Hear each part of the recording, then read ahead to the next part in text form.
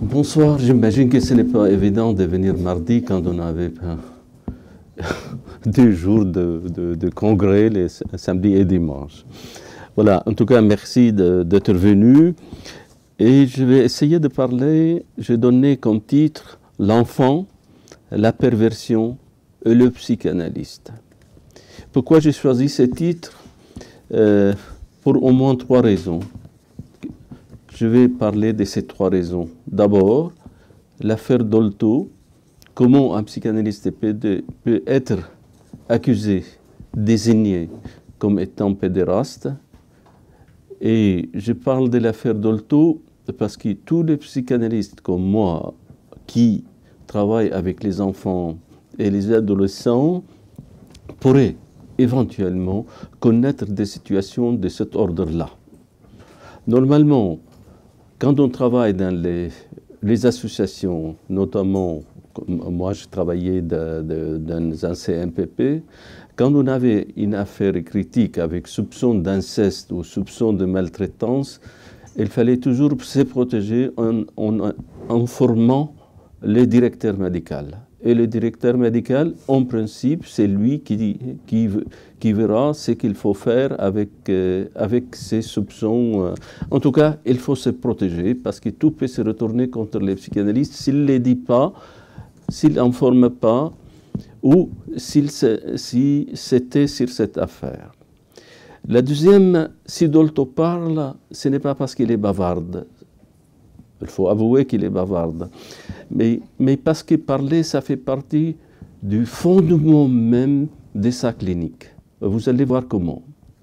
Troisièmement, de quel outil les parents se disposent-ils pour civiliser ce que Freud appelle la perversion polymorphe de l'enfant? Cette question au sujet des parents, c'est aussi la même question au sujet des Dolto. Au sujet de Dolto, parce que c'est elle, quand je dis au sujet des Dolto, c'est elle et c'est nous, dans notre travail avec les enfants, on est confronté à cela. Et de quel outil dispose chacun de nous pour se confronter avec ce qu'on appelle donc la perversion polymorphe. Donc, j'espère que ce ne sera pas une perte de temps de reprendre avec vous ici les éléments de l'accusation de pédophilie portée à l'égard de Françoise Dolto par des anges blancs, protecteurs des enfants et de la moralité publique. Faut-il les répondre? Il y a beaucoup de psychanalystes, c'est pas la peine. Personnellement, je crois que oui. D'autant plus qu'il y a, de nos jours, peut-être plus que d'habitude, une volonté manifeste de nuire qui prend la psychanalyse et les psychanalystes pour cible. Je me contente de vous commenter 2 extraits, parmi plusieurs autres, où Dolto apparaît à leurs yeux comme pédophile. Il s'agit de son livre « Les causes des adolescents », paru chez Robert Laffont en 1988. Dans ce livre, elle répond à un ensemble de questions sur l'adolescence, une démarche qu'elle avait déjà commencée quelques années plus tôt dans un autre travail qui s'intitule « La cause des enfants », paru en 1985 et qui a connu un grand succès à l'échelle européenne. Revenons au texte cité par ses accusateurs afin de les commenter. La cause des adolescents est un livre construit autour d'un ensemble de questions et un ensemble de questions et dont l'ensemble fait un livre mal révisé et quelque peu bâclé. Voici une première question à laquelle Dolto répond en mettant les psys en cause, allant jusqu'à les accuser de pédérastes. Cette question est, est-ce qu'aujourd'hui forme-t-on autrement les psychiatres?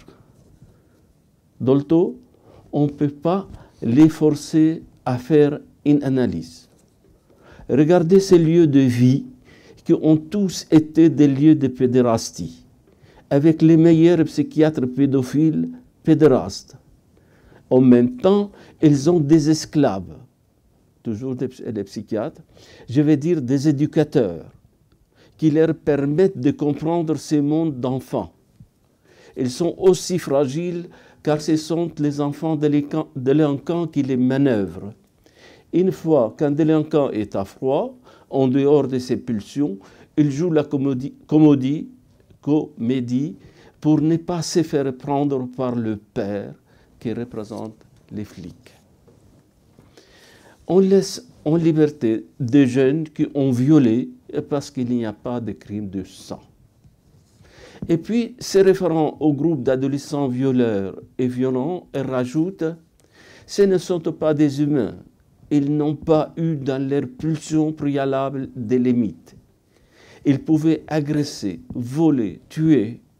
Et puis, quand arrive le désir génital, pourquoi sentiraient-ils une limite, un obstacle à ne pas franchir?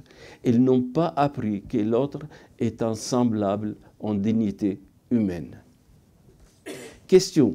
Si on rayait la notion de mineur, et c'est ça qui est le plus pointé de doigt, Dolto, cette notion porte avec elle une mentalité rétrograde qui ne fait pas confiance à l'être humain, ni à l'adulte, ni l'enfant dans ses rapports aux autres. Une mentalité empreinte de peur, des préjugés, d'intolérance et de méfiance. Ce qu'il faudrait, c'est que la loi ne s'occupe pas de l'âge, ne s'occupe que de l'inceste, des relations entre parents proches, frères, sœurs, parents, etc. Ne s'occupe pas de l'âge. Voilà. J'admets avec une telle réponse, les choses deviennent difficiles à comprendre. En fait, Dolto n'encourage pas, en tout cas pas plus que vous et moi, les relations sexuelles entre adultes et adolescents. Elle commente ce qui se passe dans l'intimité. Elle commente ce qui se passe dans l'intimité d'une séance avec les enfants. C'est là, elle ne les prêche pas. Elle cherche à cerner ce qui se passe dans la tête d'un adolescent quand il tombe amoureux d'un adulte. La question est la même pour nous, du moins pour ceux qui, comme moi, s'occupent des enfants et des adolescents. Que nous faut-il faire quand des jeunes filles et des jeunes garçons nous révèlent qu'ils sont amoureux d'un adulte et qu'ils ont l'intention de coucher avec lui ou avec elle? Dolto ne moralise pas, elle ne juge pas. Pour elle, c'est un amour comme un autre, et que cet amour est aussi respectable que l'amour entre adultes. Le tout est de savoir si l'adolescent est sous influence de l'adulte ou s'il l'est fait parce qu'il est tout simplement amoureux. Ma position, quant à moi, c'est de dire aux enfants que je respecte les secrets professionnels et que je ne dis rien aux parents, sauf si je juge et le jeune est d'accord avec moi qu'il est en danger. Si tel est le cas, je lui propose d'associer les parents et c'est normal car ils ont l'autorité parentale et qu'ils ont le droit de me demander des comptes. J'ai eu l'occasion de recevoir des confidences de la part de jeunes adolescents et il m'est arrivé d'avertir les parents. J'ai connu des filles qui s'exposaient sur les réseaux sociaux, toutes nues, à la demande de ses correspondants qui leur demandaient.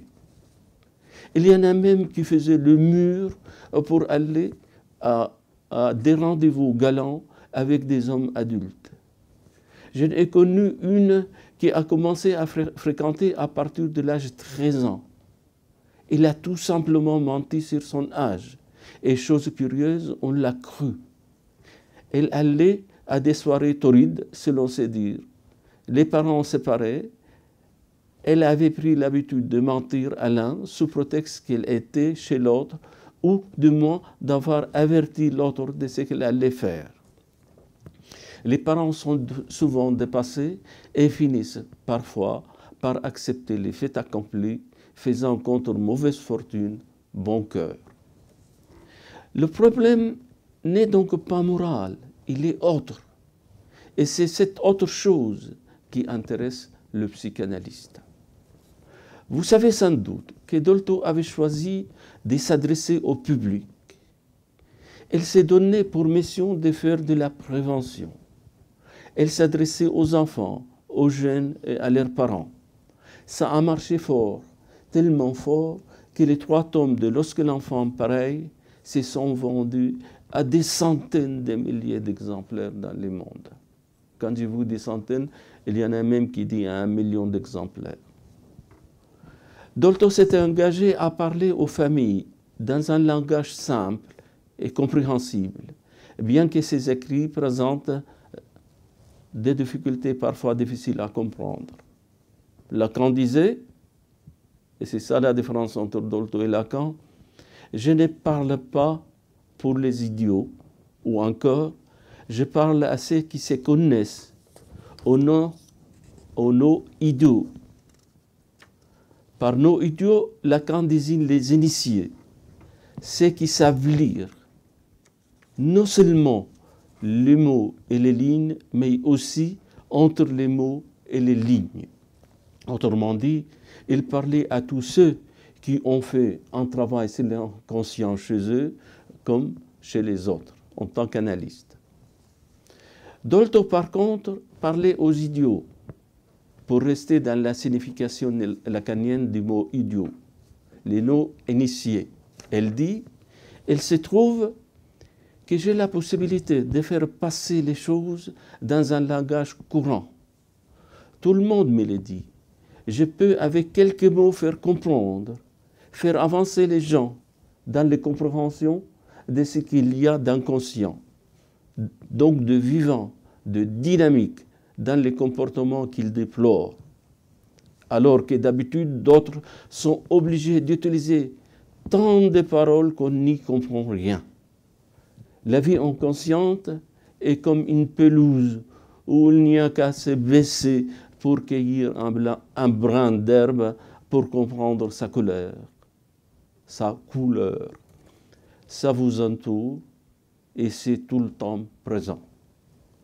C'est là, elle y croit fort, au point de nous dire qu'il est du devoir de l'analyste de parler de sa clinique comme de sa vie, afin de lever tout mystère qui développe sa personne. Et ça, je l'ai dit en continuité avec ce qui a été dit le week-end sur l'intime et l'extime. Elle évoque le cas de Lacan, nous disant « on ne connaît rien sur lui ». Une personne dont on ne connaît rien sur sa vie est très particulière. À mon avis, camoufler son origine, son enfance jusqu'au bout, comme l'a fait Lacan, est quelque chose de louche chez un analyste. Un analyste ne doit pas se camoufler derrière le mystère de sa vie d'enfant dont il s'est construit. C'est un défaut dans l'analyse. Freud a vraiment tout dit de sa vie familiale. Moi, j'essaye de tout dire parce que cela fait partie de la personne. On la prend comme elle est et on la comprend à travers son incarnation, sa manière d'avoir été formée à la vie. Lacan, par contre, voulait rester abstrait, un mage. Et elle rajoute, il n'y avait pas vis-à-vis de lui une fin d'analyse, parce qu'on ne pouvait pas mettre son analyste dans sa réalité. Vous voyez, c'est une position incroyable. Il restait un gourou, et je pense que cela venait de lui, de son extrême pudeur, sans doute un noyau phobo, hystérique d'avant 2 ans, qui n'était pas assez analysé. Je parlais avec lui, il m'écoutait et me disait « tu as tout à fait raison ». Et quand je répliquais « ce n'est pas beaucoup, dis-moi plus », il se contentait de répondre « mais je n'ai rien à ajouter ». si bien qu'il y avait une estime réciproque entre nous. Il m'envoyait des cas avec lesquels il n'arrivait plus à rien. Très anxieux quand un de ces cas ne marchait pas. Il me téléphonait parfois la nuit pour me dire « Je suis très inquiet d'un patient, prends-le, tu me l'enverras quand ça sera le moment. Moi, je ne peux plus rien faire. Et puis, il me doit de l'argent. Je n'ai assez de lui, assez d'elle, je n'ai ma claque. » C'est vraiment ces mots.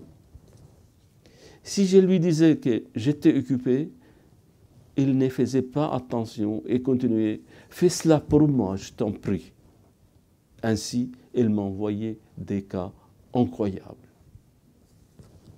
Pour Lacan, Dolto faisait partie de ces non-idiots. De tous ceux qui l'ont suivi, Lacan avait un rapport de respect pour sa clinique et d'amitié que je pourrais qualifier de transférentiel. Vous ne le savez peut-être pas, Lacan dormait peu. Rien ne l'empêchait de téléphoner à Françoise à 3 heures du matin pour lui parler et lui demander des choses. De temps en temps, il lui demandait de prendre sa relève dans le travail analytique, comme je viens de le dire. Surtout quand il avait l'impression que ce travail stagnait avec ses patients. Dolto se trouvait souvent acculé à recevoir des patients qui n'avançaient plus avec Lacan. Il pouvait lui parler 1 heure durant et Françoise avait du mal à l'arrêter. Un jour, m'a-t-elle dit, c'est son mari, Boris, qui prit le récepteur de la main de sa femme et dit fermement à Lacan, « Tu fous la paix à ma femme maintenant, et maintenant, il est temps d'aller dormir. » Son intervention a été drôlement efficace. Tout le monde connaît sans doute cette réponse de Lacan à Dolto, quand celle-ci lui dit qu'elle n'arrivait pas à tout comprendre de sa théorisation.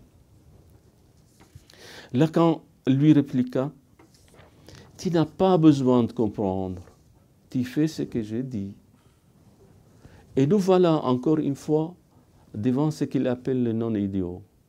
Il lui dit en quelque sorte « Ton inconscient comprend ce que j'ai dit, et c'est pour cela que tu fais ce que tu fais est en accord avec ce que je théorise. » Entre les deux, il y a un va-et-vient où l'enjeu du savoir inconscient est clairement posé. Seulement voilà, il y a parfois des ratés.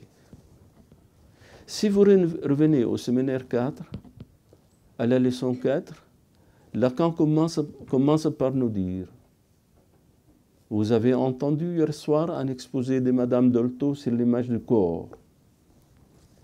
Les circonstances ont voulu que je n'ai pas pu en dire autre chose que tout le bien que j'en pensais. Si nous partons maintenant de l'image du corps, telle qu'elle nous a été présentée hier soir, pour la situer par rapport à ce séminaire, je dirais ceci, et qui est évident au premier chef, l'image du corps n'est pas un objet. Je pense qu'il y a un malentendu là entre Françoise Dolto et Lacan. Ça ne peut pas être un objet, ni dans le discours de Dolto, ni dans son discours. C'est symbolique. L'image inconsciente du corps n'est pas, c'est un langage, c'est du symbolique, c'est tout.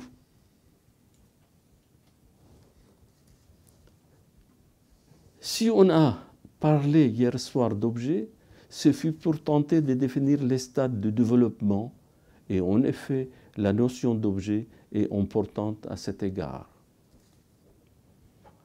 Vous savez sans doute que Lacan a récusé les stades de Freud et que Dolto, dans l'image inconsciente du corps, y revient largement, introduisant la notion de castration symboligène.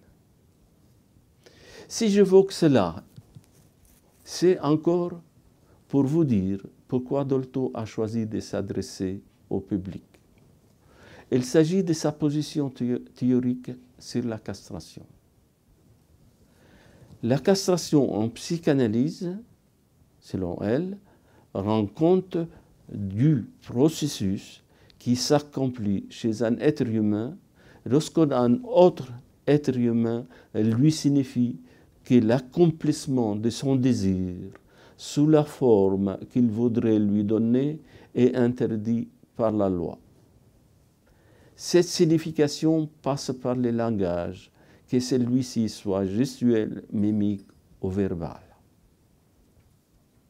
Quelle est cette loi? La loi dont il s'agit n'est pas seulement une loi répressive. Il s'agit d'une loi qui, si même elle paraît momentanément répressive pour l'agir, est en fait une loi promotionnante du sujet dans la communauté des humains. Ça ne peut jamais être la loi de tel adulte qui la profère à son profit contre l'enfant. Voilà comment elle situe les perversions chez l'adulte. Ça ne peut être jamais la loi de tel adulte qui la profère à son profit contre l'enfant. C'est la loi à laquelle est soumis cet adulte, comme l'enfant d'ailleurs. On comprend encore mieux son travail sur la castration et l'image inconsciente quand elle rajoute: les castrations au sens psychanalytique sont des épreuves de partition symbolique. Elles sont un dire et un agir signifiant et réversible et qui font loi, qui ont donc un effet opérationnel dans la réalité, toujours pénible au moment où la dite castration est donnée. Mais ils sont aussi nécessaires au développement de l'individuation de l'enfant par rapport à sa mère, puis à son père et à ses proches, qu'au développement du langage. On comprend donc que les castrations se donnent à un enfant qui les reçoit. Et si cela marche, c'est parce que le désir, et il faut entendre cette définition, le désir chez les humains est l'appel à la communication entre humaines qui se structure bien avant que l'enfant ne maîtrise l'échange verbal. Je me contente ici de relever un point qui va nous aider à comprendre pourquoi Dolto reste dans ce que Lacan va rejeter, c'est-à-dire la notion des stades et les castrations correspondantes. Pour moi, il s'agit d'un malentendu qui est lié à l'idée qu'elle s'est fait du signifiant. La castration se fait avec les signifiants maternels qui médiatisent les pulsions dans les relations aux objets partiels. Le développement de l'enfant explique-t-elle va dépendre de la synchronisation et de l'accord de la communication entre l'enfant et la mère. Quand même, c'est problématique. Comment on peut parler d'accord? Comment un signifiant peut être effectivement complètement en accord pour venir faire son travail de castration et de promotion des pulsions.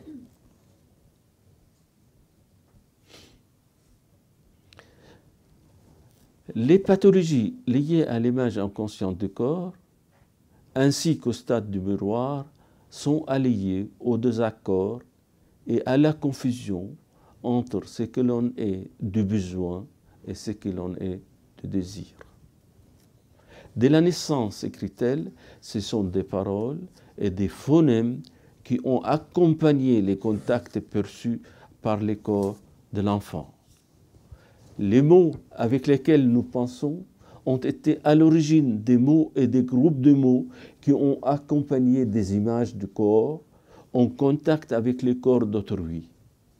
Ces mots seront entendus et compris par l'enfant différemment selon le stade auquel il est parvenu. Donc ces signifiants, effectivement, ils vont prendre il prend prendre une autre signification, une autre résonance, un autre impact d'un stade à l'autre. Nous savons, avec Freud et Lacan, que la pulsion n'a pas d'objet spécifique, un objet qui soit en adéquation. Cet objet ne saurait être que l'objet du besoin qui satisfait les besoins comme les besoins de manger par exemple. Donner les castrations par le vrai a pour but l'inscription signifiante qui marque le corps de son effet symbolique. En cela, Dolto rejoint Lacan quand celui-ci nous dit que le corps se corporise de manière signifiante. L'objet du désir est pour elle la communication par le langage. L'objet du désir est la communication par le langage. Voilà pourquoi Dolto invite les tuteurs de l'enfant et les spécialistes de la première enfance à parler au bébé. Parler a pris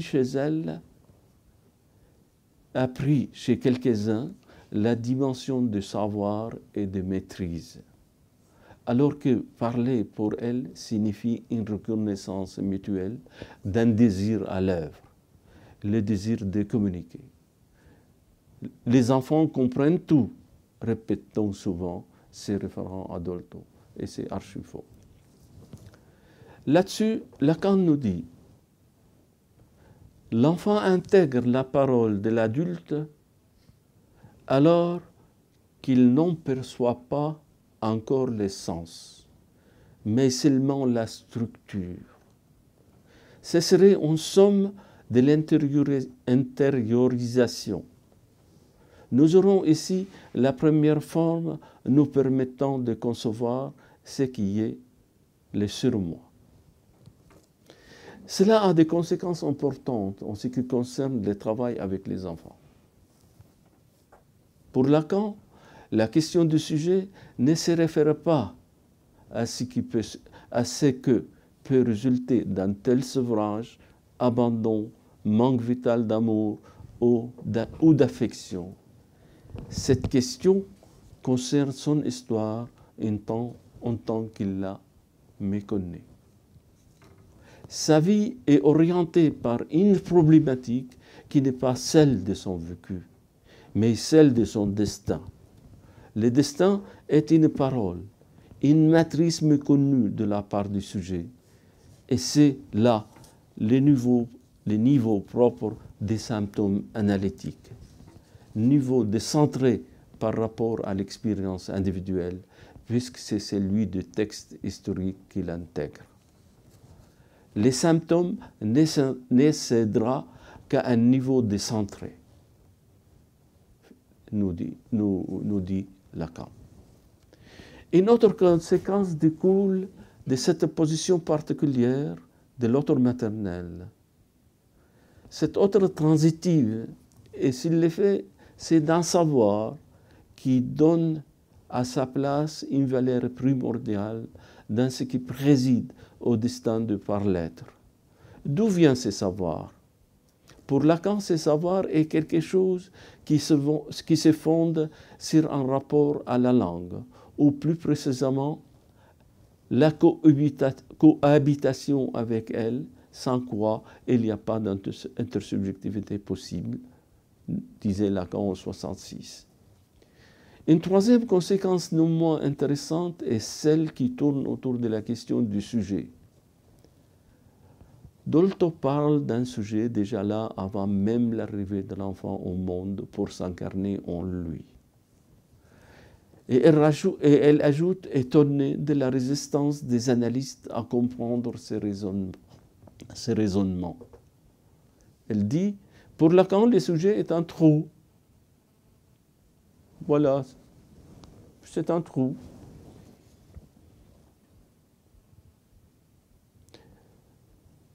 Je pense Lacan pose l'autre et non pas le sujet comme étant déjà là.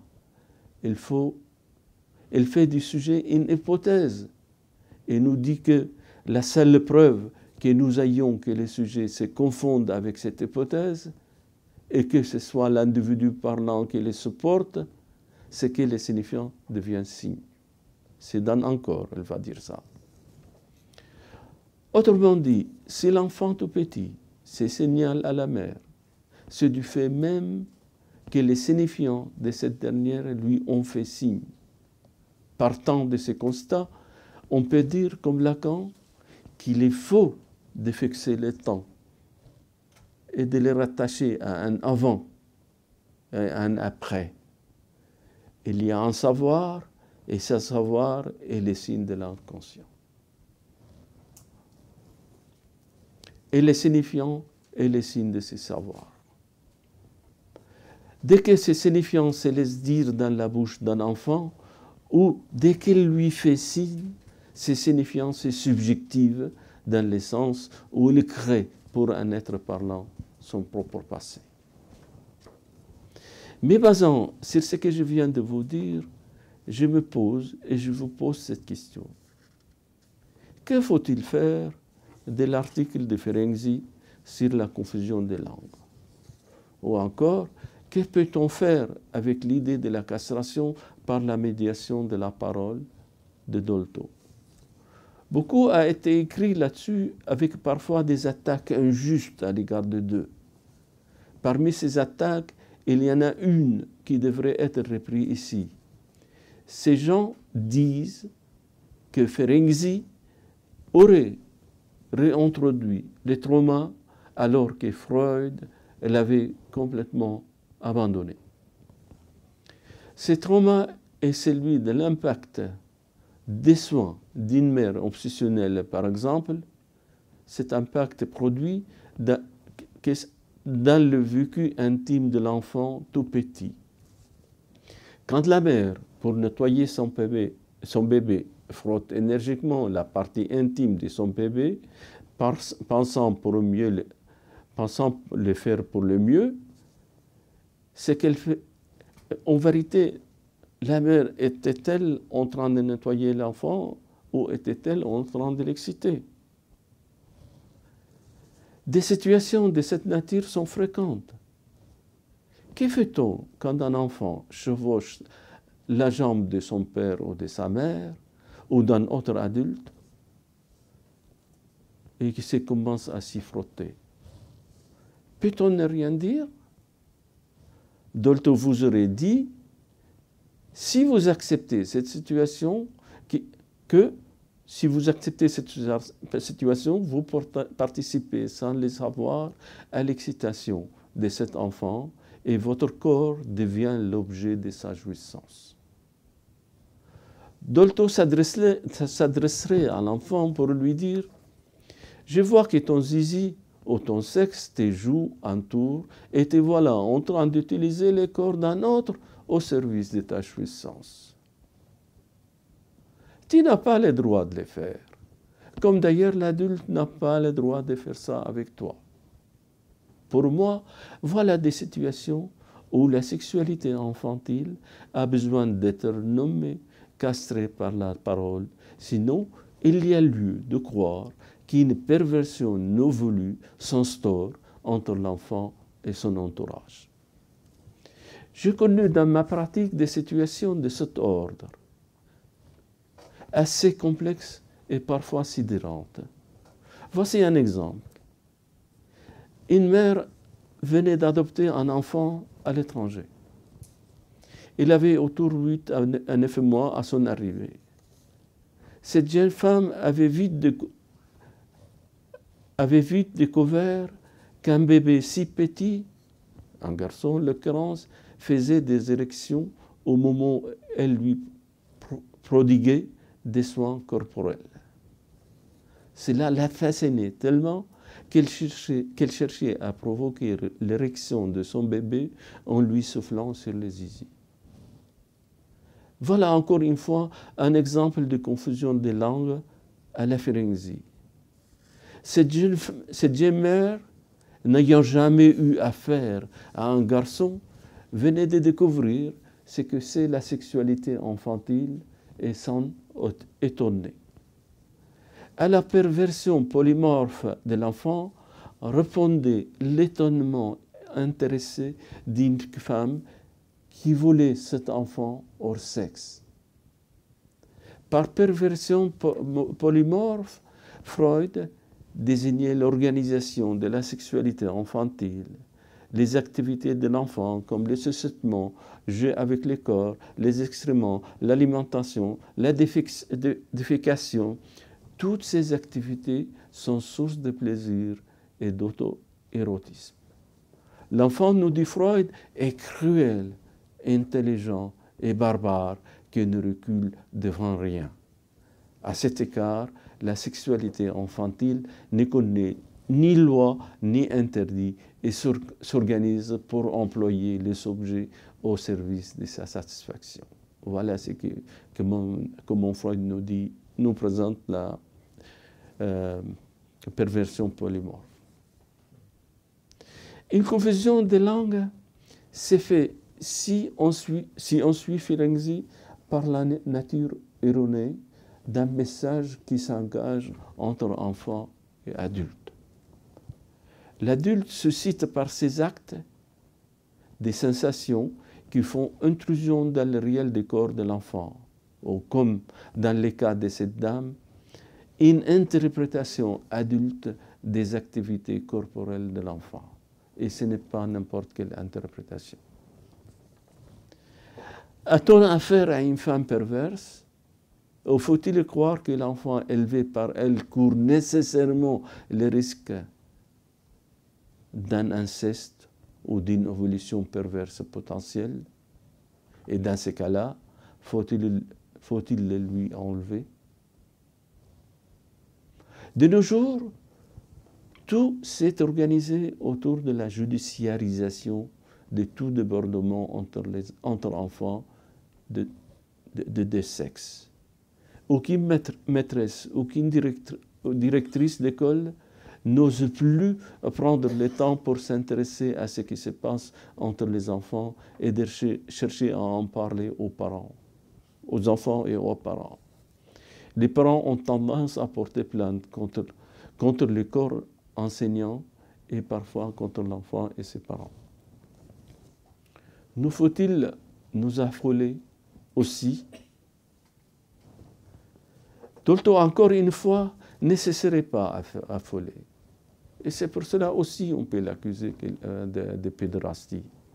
Elle aurait dit à cette femme, si je vous suggère des réponses de Dolto, parce que je n'ai entendu pas de sa bouche plusieurs, et je vous donne une réponse à la manière de ces réponses que j'ai en mémoire. Dolto, encore une fois, ne serait pas affolée. Elle aurait dit à cette femme, c'est fou ce qu'il y a comme indifférence entre les garçons et les filles. Vous venez de découvrir comment ça marche pour un garçon et vous ne croyez pas vos yeux. Plus vous vous extasiez et plus vous les sollicitez sur ces plans, plus elle va vous servir et c'est normal. Vous partagez chacun la jouissance de l'autre et cela vous excite tous les deux. Maintenant que vous venez de découvrir comment ça fonctionne pour un garçon, il va falloir apprendre à répondre en tant que mère. On va s'atteler à cette tâche difficile. Cet enfant a besoin d'une mère et non pas d'une maîtresse. Celle-ci entrera dans sa vie plus tard. Il a le temps. Dolto aurait raconté quelque chose de cet ordre, car brusquer cette femme risque d'interrompre le processus que la rencontre avec l'analyste est censé mettre en marche chez elle. Dolto serait parti de l'hypothèse que cette femme a enfin obtenu le phallus imaginaire et maintenant elle va faire une mère d'elle. Un dernier point. L'enfant est intelligent, nous dit Freud et nous dit Dolto, et son intelligence entre au service de sa jouissance. Voici une petite histoire de la maison verte. Un garçon de 3 ans qui jouait avec sa voiture à pédales avait envie de traverser la ligne rouge. Vous savez ce que c'est la ligne rouge qui séparait l'espace de jeu de l'espace de repos des tout petits.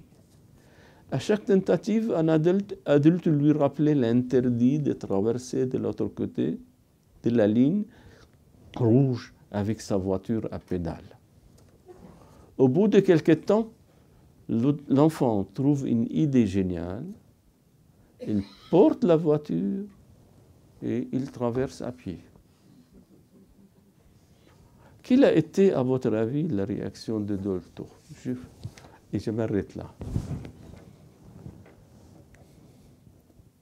Qu'est-ce qu'il a dit Dolto à cet enfant, à votre avis? Faut-il le gronder, cet enfant?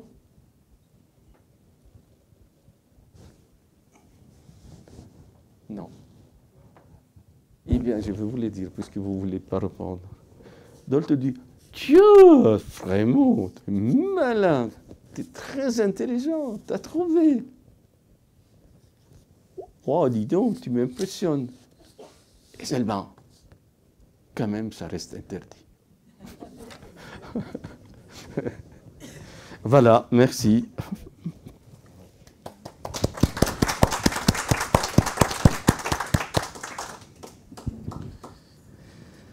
Merci beaucoup Nazir pour cet exposé très vivant, où on retrouvait Dolto in vivo, là, avec sa parole, sa façon de s'adresser aux enfants, son ton, et ce côté à la fois scandaleux et très prude,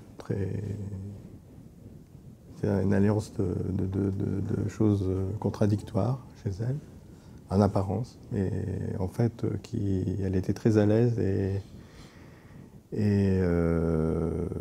rappelait la loi d'une façon très intelligente, effectivement, de façon à ce que l'enfant puisse l'entendre. Alors, toi qui l'as bien connu, qu'est-ce que, dans ce que tu as raconté, il est peu question du père. Pourtant, elle faisait intervenir les pères. Beaucoup. C'est-à-dire, elle disait au père, quand un enfant se traînait dans le lit conjugal, elle disait au père ou à la mère de demander au père de dire à l'enfant,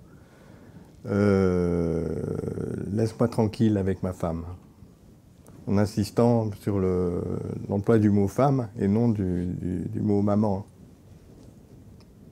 Oui. Donc, bon, j'ai le sentiment qu'elle mettait en acte ce savoir psychanalytique. Voilà. Bon, puis il y a cette façon médicale de nommer les organes génitaux et les parties du corps. Elle s'adressait à l'enfant en employant les mots qui étaient consacrés par la médecine. Donc, voilà, j'aimerais bien que tu nous racontes d'autres histoires sur Dolto. Écoutez, une première réponse par rapport à ce que tu dis au sujet du père, c'est l'exemple que je vous ai cité pour elle-même.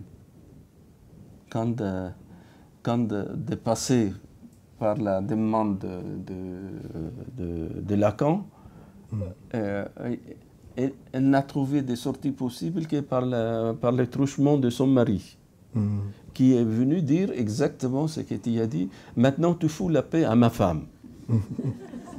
Ce n'est plus la psychanalyse, ce n'est plus l'adepte elle dit qu'elle n'a jamais été adepte de Lacan, mais c'était effectivement quelqu'un qui était en train de défendre sa femme qui était dépassée. Mais pour qu'un homme comprenne, saisisse de lui-même la nécessité de venir intervenir au moment où sa femme est dépassée, c'est exactement la même situation pour le père quand il intervient pour venir au secours de sa femme, quand l'enfant... Autrement dit, moi, ça me fait un petit peu hérisser maintenant quand la première question que quelqu'un qui est en train de vous présenter un cas, et puis vous entendez tout de suite, et le père, qu'est-ce qu'il fait le père? Attendez, avant de vous poser cette question, écoutez les cas d'abord. Et vous comprenez comment le père intervient dans cette histoire. Je pense, ce n'est pas parce qu'il y a un homme ou un père qui dit non que ça marche. Il faut que ces non soient inscrits dans ces liens entre hommes et femmes. Il faut... Vous vous souvenez une de ces phrases de Lacan quand il dit la castration d'abord la castration de la mère. Ça veut dire les nous et agissant chez elle, c'est-à-dire un homme trouve auprès d'elle un lieu dans son désir de femme. Dans ces cas-là, effectivement, dans cette rencontre désirante entre un homme et une femme, un homme sait intervenir et une femme sait renvoyer l'enfant à son père ou à laisser venir occuper cette place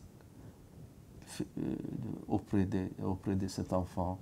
Ce n'est pas parce qu'il dit faites appel au père, mais le père, il est là déjà dans le discours de la mère. Je vous donne un exemple. Tous les enfants qui sont placés aux pouponnières, dans leur vie, il n'y a jamais eu un homme. Ils sont souvent pris en charge par des femmes. De temps en temps, il y a les chauffeurs de bus qui est un homme. Mais le reste du temps, ils sont élevés par des femmes. Et le signifiant père et le signifiant mère est constitutif de leur discours de tous les jours. Mais vous me dites, mais comment ça marche alors qu'il n'y a pas d'homme? Eh bien, si, il y a un homme. Il y a un homme dans le discours de Sébastien Nantes. Quand elle quitte cet enfant, elle dit, maintenant je rentre chez moi, je rentre chez mon homme. Mon homme m'attend. Voilà une simple phrase comme ça introduit l'homme. Introduit l'homme en tant qu'effectivement, introduit les signifiants papa, maman, signifiant homme et femme. Autrement dit, c'est Lacan, je l'ai dit, il n'a pas besoin d'être présent, il suffit qu'il téléphone de temps en temps, le père, mais à condition qu'effectivement, ça s'inscrit dans le désir d'une femme pour un homme. Pour moi, sinon le nombre d'hommes qui sont là et qui sont des véritables femmelettes auprès de leurs femmes, on les trouve, ceux qui reçoivent des enfants, ils découvrent ça tous les jours. Les hommes qui te disent, je sais lever la voix, monsieur.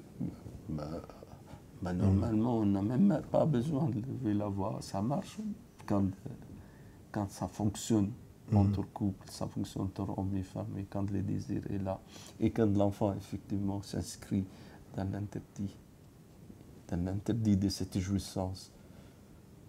On n'a pas besoin de lever la voix, ça marche.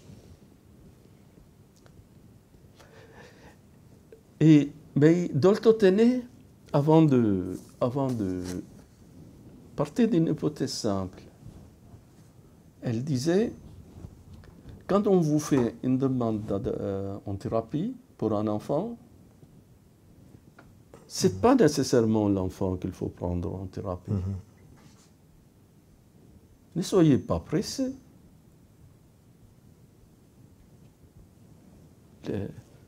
On prend, sa position est claire, on prend en thérapie celui ou celle qui souffre. Et parfois, L'enfant n'est qu'un prétexte. Et il faut comprendre que l'enfant n'est un prétexte. Mais quand la thérapie s'est faite avec l'enfant, elle commence jamais une thérapie sans avoir vu le père et sans avoir vu la mère et obtenu l'accord de deux. Et effectivement, pour les entendre, pour connaître un petit peu leur version. Il y a plusieurs versions de l'histoire d'un enfant. La version du père n'est pas la version de la mère, et la version de l'enfant n'est pas la version des parents quand l'enfant commence à parler. Moi-même, j'étais présent une fois. Elle a reçu un enfant avec sa mère plusieurs fois et Dolto n'a jamais réussi à avoir le père.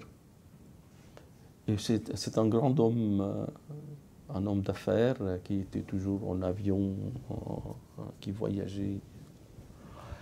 Et Dolto dit à la mère, mais vous avez un téléphone où on peut le rejoindre, cet homme? Et finalement, cette femme lui dit, je m'en charge. Elle prend le téléphone et elle appelle cet homme. Voilà, monsieur, je suis Madame Dolto, je vois votre femme et votre enfant, et il s'agit de faire une thérapie, mais je ne commencerai pas la thérapie avant que je vous voie. Et l'autre qui répond, faites confiance à ma femme, madame, si vous savez. Et Dolto lui dit, tout go. Monsieur, si votre fils mourait demain, vous aurez le temps de venir à son enterrement? Et cet homme est venu dans la semaine même. Et Dolto m'a dit, quand je lui ai posé la question, mais comment ça s'est passé après? Il m'a dit, figure-toi, j'étais obligé de les foutre à la porte, ils ne voulaient plus partir. Vous voyez, il avait ces kilos, c'est elle qui pouvait dire des choses comme ça. Et je pense qu'il avait une telle pertinence, mais ce n'est pas... C'est la pertinence de Dolto. Et c'est pour cela, je crois, on veut casser Dolto. Je crois qu'il y a encore un noyau solide en Dolto. Et je ne suis pas étonné qu'il soit visé en tant que ce noyau solide. Allez savoir qui, j'ai une petite idée, mais cette femme est encore le noyau solide malgré les vingtaines d'années qui nous séparent d'elle déjà. Je pense que si on arrive à jeter, comment on appelle ça, à faire du mal à la mémoire de Dolto,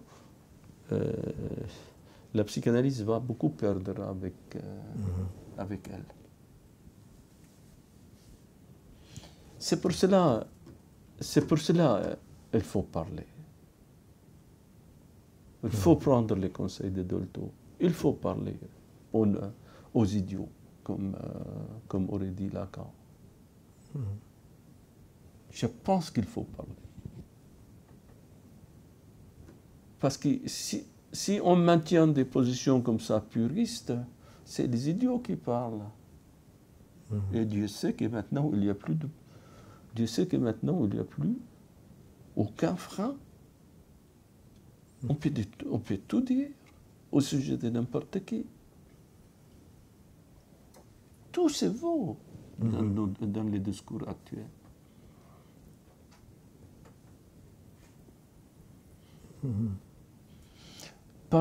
Défendre Dolto, c'est aussi nous défendre.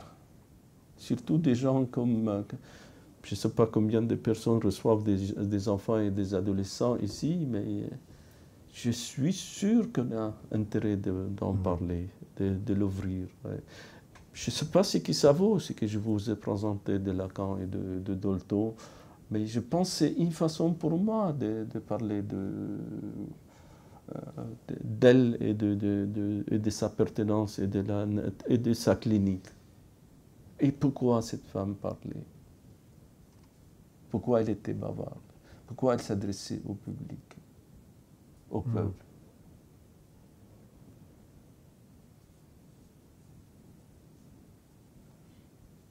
Vous voyez, il y a un moment là, il faudrait écrire la Yenana avec les mêmes idées de Freud quand il a écrit la Yenana analyse. Mais réécrire, ce que je pense que je vais faire avec Charles Melman. On a des rendez-vous, on va essayer d'écrire quelque chose comme ça pour les mettre à la disposition du public. Ce que c'est la psychanalyse. Pourquoi on fait de la psychanalyse? Pourquoi on prend des choses comme ça? On a pris un premier rendez-vous dimanche pour essayer de prendre quelque chose. On verra si on arrive tous les deux à faire quelque chose. Peut-être on les mettra sur les sites pour que tout le monde puisse les consulter. On verra, on verra. C'est une idée. Mais en vous parlant de cette idée, je pense que ça devrait être notre préoccupation à nous tous. Alors comment tu expliques, tu dis que lorsque l'enfant paraît a été publié à près d'1 million d'exemplaires, et effectivement c'était une émission de radio très, très connue et très suivie, où elle ne le faisait pas en direct. C'était à partir de lettres d'auditeurs qui expliquaient une situation, et c'est à partir de ces lettres qu'elle répondait. Donc ça avait un grand succès, et Dolto était très, très suivi par non seulement les spécialistes de la petite enfance, mais par les parents, la population tout entière. Comment expliquer ce retournement? C'est-à-dire le fait qu'elle paraisse comme, elle soit dénoncée comme délinquante. Alors que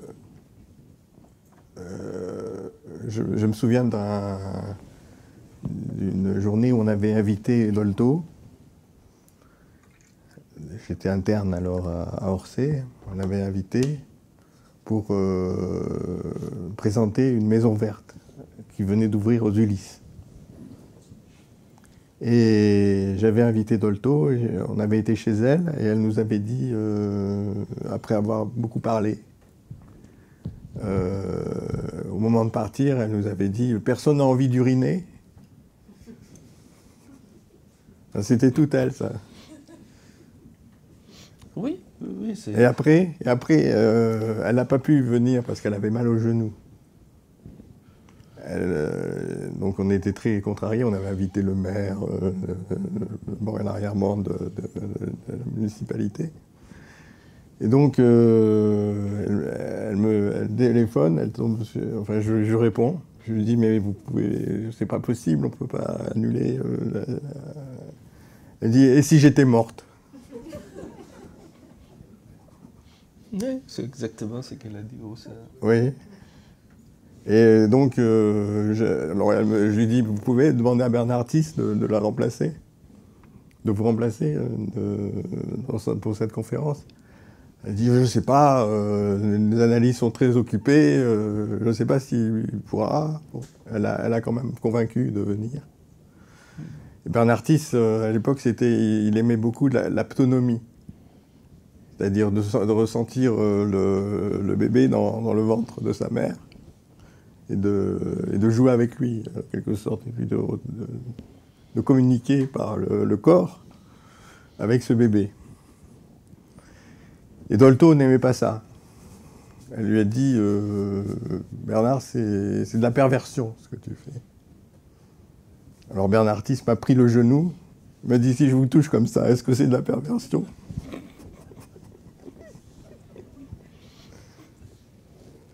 Alors il s'en est très bien sorti, Bernard Artis, il était excellent. Oui, il avait vraiment un style. Oui, c'est vrai. L'aptonomie? C'est Catherine. Catherine. Oui, oui, c'est Catherine qui est comment on dit, celle qui fait école autour de cette question. Elle en parle partout. Écoute, par rapport à ça, je l'ai invité, dans les temps, je travaillais dans les Ardennes, et je l'ai invité pour venir parler à Charleville-Mézières. Donc, à Charleville-Mézières, on a cherché une salle, la plus grande salle qui existe. Et en vérité, la plus grande salle qui existe, c'est une salle de cinéma. Donc, on a loué cette salle de cinéma. Et l'entrée, la grande entrée de ce cinéma, et la municipalité a coupé la route, la rue devant le cinéma. On a installé des haut-parleurs. Je n'ai jamais vu quelque chose de ma vie comme ça. Charleville-Mézières et tous les villages tout autour étaient là. Vous ne pouvez pas imaginer la densité des gens qui étaient là. Et je me disais, mais c'est fou, mais comment une personne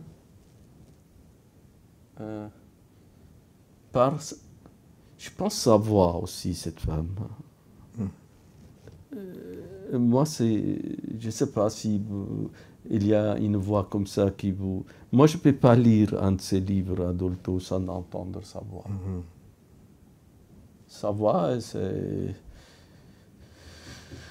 sort du livre. Et comment cette femme, quand elle parlait, moi j'ai entendu un camionneur qui a découvert Dolto aussi, à cette émission. Il m'a dit, quand j'ai une mission, je m'organise pour partir avant ou après pour arriver à un endroit où je peux stopper le camion pour écouter Dolto. Quand même. Vous voyez, j'avoue, je ne sais pas. C'est pourquoi la France entière, tous les pays francophones, ont fait ces transferts sur Dolto. C'est un phénomène vraiment qui mérite analyse. Essayer de comprendre comment quelqu'un peut mobiliser autant de monde autour de sa personne. Surtout ce qu'elle disait était très... souvent avait ce côté paradoxal de prendre à contre-pied l'interlocuteur, contrairement à d'autres psy de la radio, Ménie Grégoire par exemple, où il s'agissait de renforcer les préjugés finalement des gens. Je vais vous dire des choses, et ça mérite aussi votre attention, parce que moi je n'ai rien compris à cette histoire.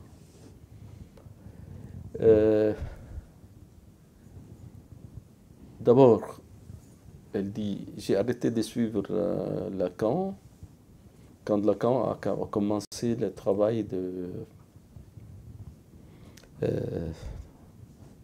sur le nœud. Il m'a dit, pour moi, Lacan, à ce moment-là, a commencé à perdre un peu la boule. C'est ça son interprétation. Mais, elle dit ça, mais elle dit autre chose. Elle dit, elle connaît des gens qui sont restés en analyse avec lui jusqu'à son dernier jour. Il ne pouvait plus dire un seul mot. Il n'était pas là, mais il était présent par son inconscient. Et les gens qui allaient lui parler, ils étaient beaucoup ont témoigné là-dessus. On disait que au moment où ils étaient là, Lacan était présent. Mais il ne pouvait rien dire de cette présence. Parce qu'il ne pouvait plus parler, il était complètement... Mais il dit son inconscient était là. C'est presque, les gens parlaient d'inconscient inconscient, quoi. Il est devenu son inconscient. J'avoue que j'ai écouté ça et ça m'est resté bon. Est-ce que ça ne va pas avec son côté religieux? Qu'est-ce que tu penses sur le côté religieux?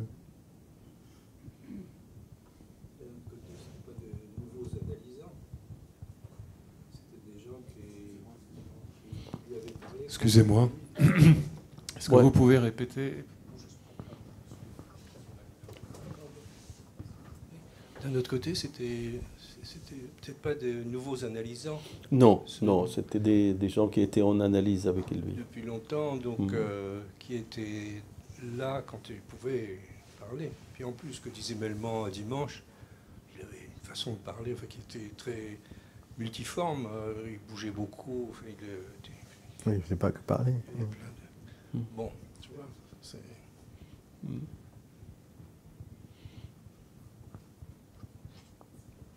Oui, c'est ça, on peut l'entendre, oui.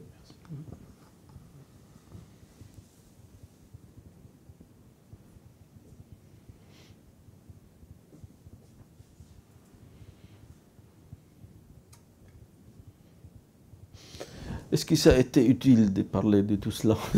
J'avoue que... Là.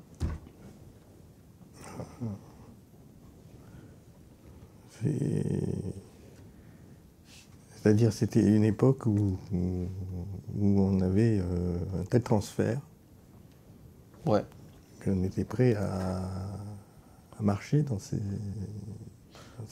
explications, dans ces interventions. Et ça marchait. On a accepté d'être dupe de quelqu'un. On a accepté d'être dupe. Qui n'est plus le cas. Personne ne veut plus être dupe de quoi que ce soit. On se croit très intelligent. Ouais.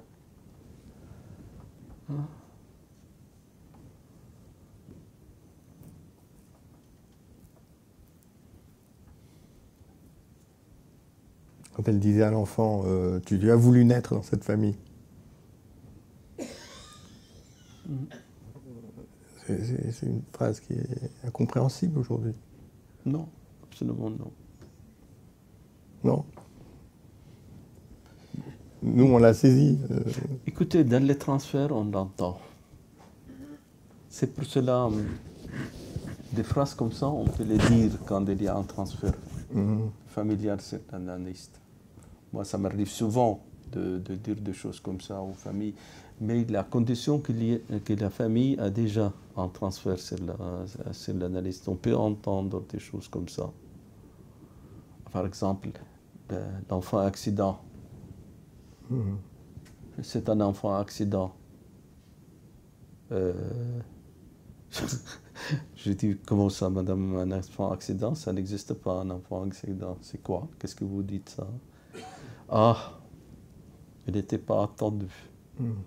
Comment madame n'était pas attendue, cet enfant? C'est-à-dire, il n'était pas programmé. Mais madame, un enfant n'est pas un programme. Un enfant arrive quand il arrive. Quand vous étiez amoureux tous les deux. Autrement dit, quand cette nuit-là ou ces jours-là, vous étiez amoureux. Et justement, c'est l'enfant de l'amour. C'est pas l'enfant accident. Vous voyez? C'est parce qu'effectivement, vous ne pensiez pas à autre chose, à vous protéger, à tout ça. Vous pensiez à l'amour. Vous étiez pressés tous les deux.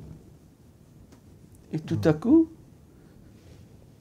C'est amusant comment ça marche, une phrase comme ça. L'enfant accident n'est plus un enfant accident, ça devient l'enfant de l'amour. Qu'est-ce qu'ils vont dire? Elles se regardent tous les deux comme ça, et le père et mère qui rigolent. Oui, tu te souviens? Vous voyez, une phrase comme ça, vous trouvez que ça introduit un quart de tour dans l'histoire du destin, comme on dit. Et je pense les phrases de Dolto comme ça, sont comme ça. Comme il y a un transfert au préalable à cette personne, ces phrases faisaient ça. Ça faisait chez beaucoup comme ça un quart de tour comme ça par rapport à...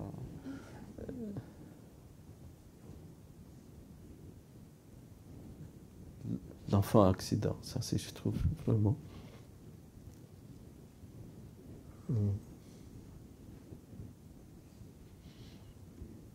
J'ai fini par une blague, je ne sais pas si vous la connaissez, non? Je vous le raconte une histoire de Dolto. Paraît-il, un jour, il rentre à la maison, un de ses fils et sa fille étaient en train de prendre un bain, ensemble. Et sa fille qui tire sur les zizi de son frère en disant « C'est à moi, pourquoi moi je n'ai pas ?» Et Dolto dit à sa fille « Tu arrêtes ton cirque, s'il te plaît. Plus tard, et si tu es sage, tu en auras un, toi aussi. » Et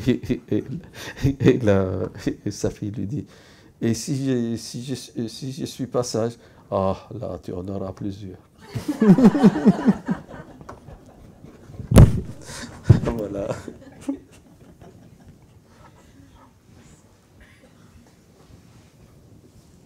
Bien. Est-ce qu'il y a une question, une remarque?